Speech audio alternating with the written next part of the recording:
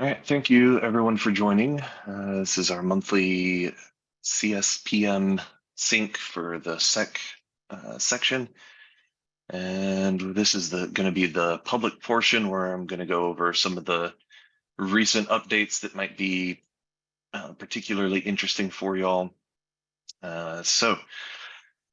Getting started, the first thing I wanted to talk about was that we are adding the group level compliance frameworks report.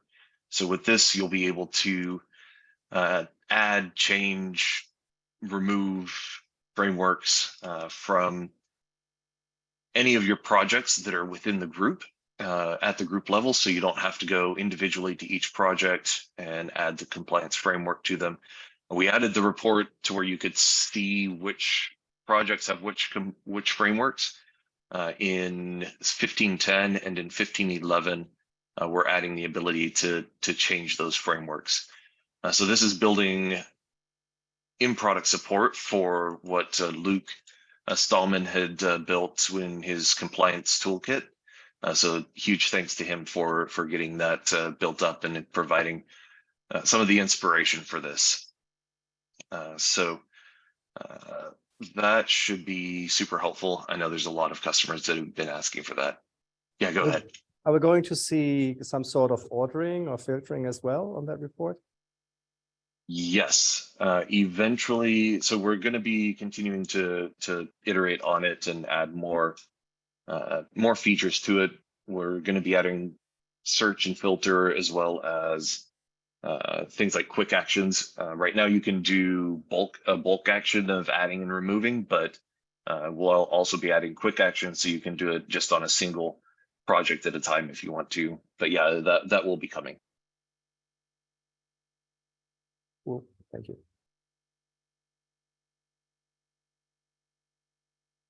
All right.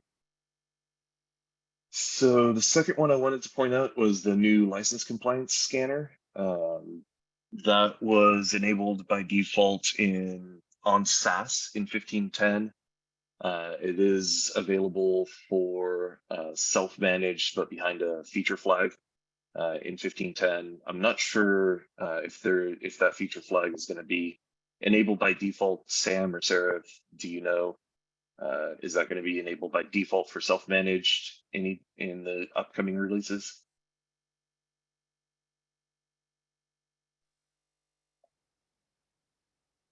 I can take that one Take that.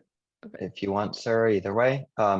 Yeah, so we're not quite sure when we're going to be able to have that enabled by default. We're trying, obviously, to get that enabled by default as soon as we can, but there's some complication around that. So it's unlikely to be enabled by default for 1511.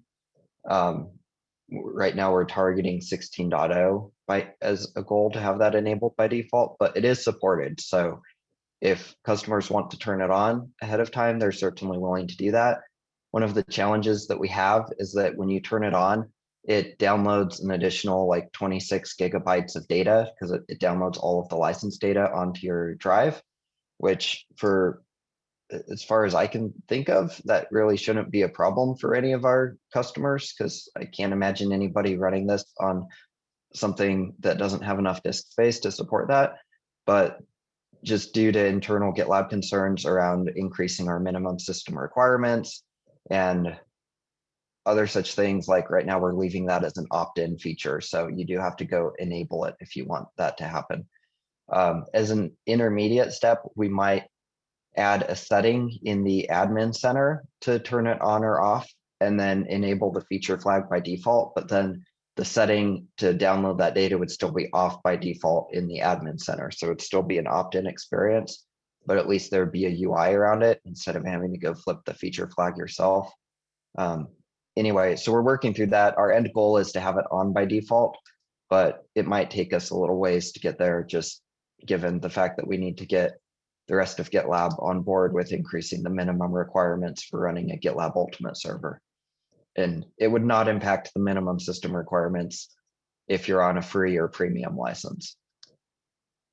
Right, that makes sense.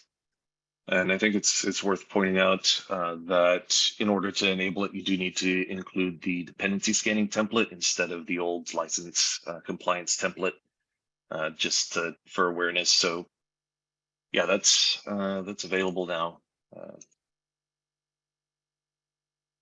And then the last one that I wanted to point out, and since we've got all the product managers on here, if any of you wanted to, I guess except for Connor, if any of you wanted to point out anything else that you wanted to make anyone aware of, that's fine as well. But the last one that I was going to point out is being able to enforce IAC scanning with the scan execution policies and adding support for that within those policies. I think that that'll be useful for a lot of customers. So with that, did anyone else have anything to add to the public section here before we stop this recording? Yeah, I'll just call out something that we're working on for 1511, which is role-based approvals and scan result policies. So that'll allow you to, instead of today having to choose approvers from an individual or group level, you could choose a role-based approval, so developer, maintainer, etc. So that's currently actually available behind feature flag, but we're working on making that default in 1511.